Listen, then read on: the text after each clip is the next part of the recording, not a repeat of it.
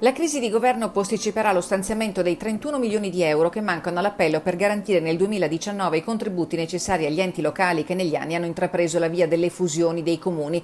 La trattativa in corso, sollecitata da ANCI, potrebbe di fatto ripartire dal via e questo provocherebbe danni non solo alle casse dei municipi ma anche e soprattutto ai servizi per i cittadini. Bisogna portare avanti una partita di carattere politico e su questo abbiamo anche la Regione che è dalla nostra parte per far sì che quelle che erano le promesse da parte dello Stato vengano in qualche modo mantenute. Questo patto istituzionale che era stato in qualche modo fatto tra enti locali e lo Stato centrale, che prevedeva il passaggio che prevedeva la corresponsione del 60% di trasferimenti del 2010 come anno di riferimento, venga in qualche modo mantenuto. Borgo Valbelluna è la neonata nuova realtà istituzionale nata dalla fusione dei comuni della Sinistra Piave di Trichiana, Melle e Lentiai. Il taglio orizzontale rispetto alle previsioni è pari a 850.000 euro, tutt'altro che bruscolini, considerata la necessità di ripianificare, riorganizzare, riprogrammare il territorio a beneficio di tutti. Le risorse, soprattutto nella fase iniziale, sono assolutamente necessarie perché servono per la riorganizzazione di tutti gli servizi, servono per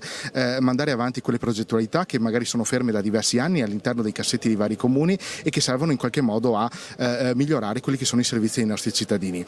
L'accusa che ANCI ha lanciato dal tavolo convocato per chiedere a Governo e Parlamento di dare seguito alle intese è corale. Non si possono tradire i patti, non si possono stravolgere le regole in corsa. Ben inteso, il traguardo delle fusioni non era solo di cassa, per questo la richiesta è di passare dalle parole ai fatti. Se oggi lo Stato non mantiene il proprio patto nei confronti degli enti locali, domani potrebbe anche non mantenere il patto con i propri cittadini.